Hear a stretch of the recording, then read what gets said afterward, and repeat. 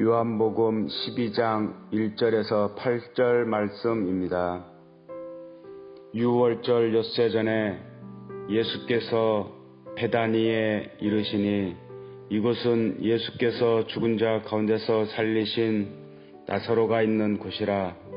거기서 예수를 위하여 잔치할세 마르다는 이 일을 하고 나사로는 예수와 함께 앉은 자 중에 있더라. 마리아는 지극히 비싼 향유 곧 순전한 나드 한 근을 가져다가 예수의 발에 붓고 자기 머리털로 그의 발을 닦으니 향유 냄새가 집에 가득하더라. 제자 중 하나로서 예수를 잡아줄 가룟 유다가 말하되 이 향유를 어찌하여 300데나리온에 팔아 가난한 자들에게 주지 아니하였느냐 하니, 이렇게 말함은 가난한 자들을 생각함이 아니요 그는 도둑이라 돈괴를 맞고 거기 넣는 것을 훔쳐 가밀어라. 예수께서 이르시되 그를 가만두어 나의 장래할 날을 위하여 그것을 간직하게 하라. 가난한 자들은 항상 너희와 함께 있거니와 나는 항상 있지 아니하리라 하시니라. 아멘. 샬롬, 복된 금요일 아침입니다. 오늘은 요한복음 12장 1절로 19절의 말씀인데요. 향유라는 제목으로 말씀 나누고자 합니다. 오늘 본문 1절을 보시면 유월절 엿새 전에 예수께서 베다니에 이르시니 이곳은 예수께서 죽은 자 가운데서 살리신 나사로가 있는 곳이라. 자, 사도 요한은 유월절 엿새 전이라고 얘기를 합니다. 이것을 다시 한번 쉽게 표현을 한다면 고난 주간이 시작되어지는 그 주일, 이제 오늘 뒷부분에 나오는데요. 종료 주일 바로 그 전날인 토요일을 얘기해요. 자, 그런데 이 부분에 대해서는 마태나 마가는 고난 주간 가운데 수요일이라고 기록을 하고 있습니다. 시점이 달라요. 공간도 다릅니다. 오늘 본문에 나오는 사도 요한은 나사로의 집에 이 향유 옥합의 사건이 이루어진 것처럼 기록을 하지만, 또한 다른 복음서에는 나병 환자였었지만 예수님으로 인하여 치유함을 받았던 시몬의 집에서 이러한 일들이 이루어졌다라고 기록을 하고 있어요. 의견이 분분합니다. 저는 물론 개인적으로는 마가 복음에 의한 순서를 좀 따르고 싶은데요. 자, 여하튼 간에 오늘 요한복음 묵상에서 있는 그대로 계속 말씀을 함께 좀 나누고자 합니다. 유월절 엿새 전에 예수님이 베다니로 가셨습니다. 베다니, 벳테헤나라는 뜻입니다. 무화과의 집이라는 뜻이죠. 참고로 벳엘, 벳이라는 말은 집이라는 히브리어고요. 엘, 하나님의 집. 이처럼 벳, 이 말은 집 이런 뜻이거든요. 자, 무화과의 집이라는 이 동네에 이제는 다시 살아난 나사로로 인하여서 무화과의 집에서 가장 유명한 것이 뭐가 되었느냐? 나사로가 되었어요. 나사로.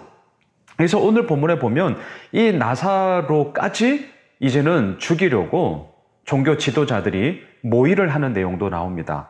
자, 10절로 한번 내려가 보십시오.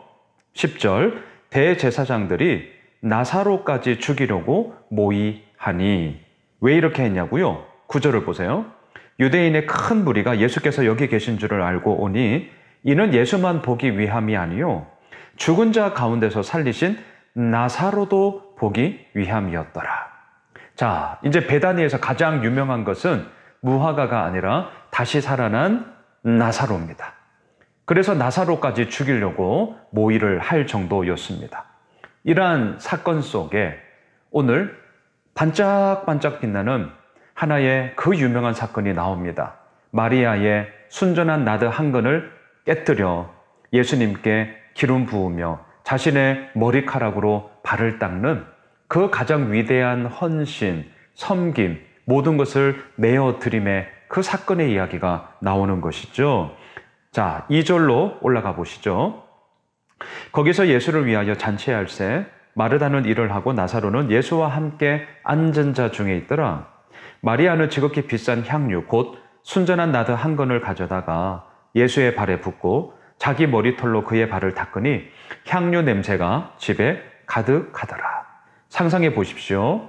이 순전한 나드 한 근, 이것에 대한 값어치는 얼마나 되었습니까? 5절에 보면 이렇게 가룟 유다가 얘기합니다.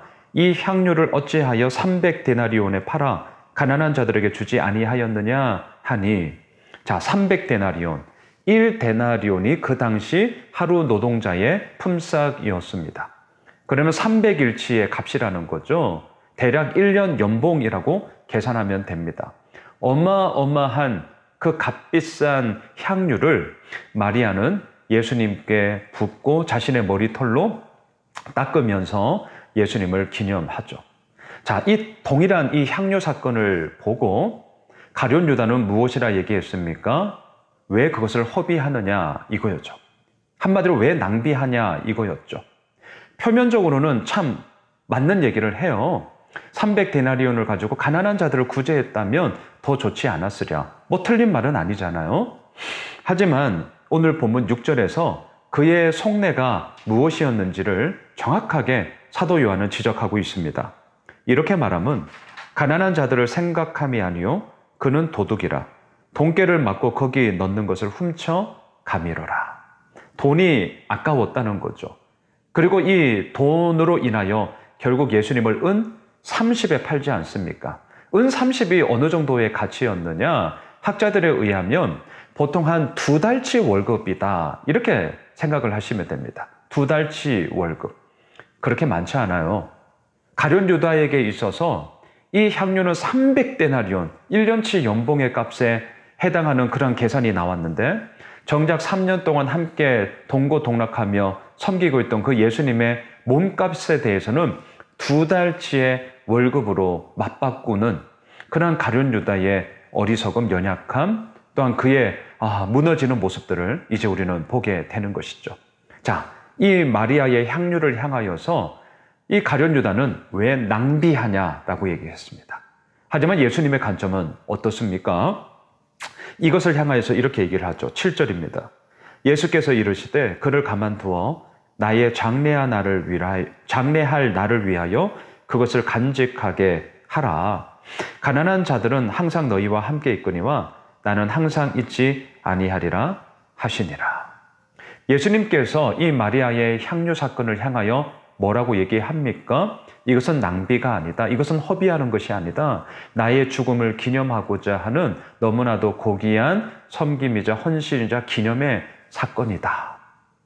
동일한 사건을 향하여서 바라보고 있는 시선이 너무나 다름을 우리는 보게 되는 것이죠. 자, 오늘 이 사건을 통하여서 우리가 마지막으로 정리하고픈 것은 이것입니다. 과연 예수님을 향한 이 마리아의 향유 옥합의 이 사건은 낭비냐, 허비냐, 정말 그렇게 생각하냐? 그렇다면 우리들을 향하여서 기꺼이 자신의 생명까지도 내어주신 예수님의 그 내어주심은 뭐냐라는 거죠. 정말 이 질문에 대해서 우리가 뭐라고 대답을 할 수 있을까요? 우리가 한 게 뭐가 있나요? 여전히 자기중심적인 그 이기성을 가지고 살아가고 있는 우리들. 했다면 뭘 얼마나 했다고 말할 수 있을까요? 하지만 그러한 우리들을 향하여서 예수님은 이유 없는 사랑으로, 조건 없는 사랑으로 자신의 목숨을 다 내어주셨죠. 낭비라고요? 허비라고요? 이러한 관점으로 본다면 예수님의 그 사랑, 우리를 향하여서 내어주신 그 목숨, 이거야말로 가장 큰 낭비 아닙니까? 하지만 여기에 하나님의 역설이 있는 거죠. 이 하나님의 낭비, 예수님의 이 낭비와 같은 사랑이 결국은 우리를 살리셨다는 것을 기억하셔야죠. 이게 낭비라고요? 아니요. 하나님의 그 사랑은 영원하고 끝이 없고 또한 그 가운데서 우리를 살리시는 무엇과도 바꿀 수 없는 고귀함이 된 것이죠. 바라기는 오늘 이 말씀, 마리아의 향유 냄새가 집안에 가득합니다.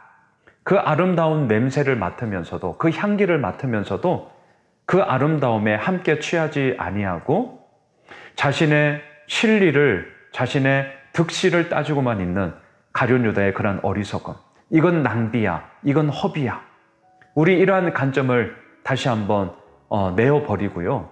그 가운데서 우리를 향한 그 무궁한 사랑을 베풀어 주신 예수님의 그 사랑 가운데 오늘도 우리는 함께 거하기를 원합니다. 그리할 때에 우리가 기꺼이 내어드릴 수 있고 기꺼이 섬길 수 있고 기꺼이 예수님이 가신 그 길을 뒤따라 걸어갈 수 있는 것이죠.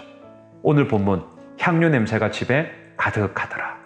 자, 예수 그리스도를 믿고 있는 우리가 이제는 예수의 향기가 되어 오늘 우리가 어디를 가든지 무엇을 하든지 누구를 만나든지 우리의 삶을 통하여서 예수 그리스도의 향기가 온 집에 가득하게 되어지는 그러한 복된 금요일 한날이 되시길 주님의 이름으로 축복합니다.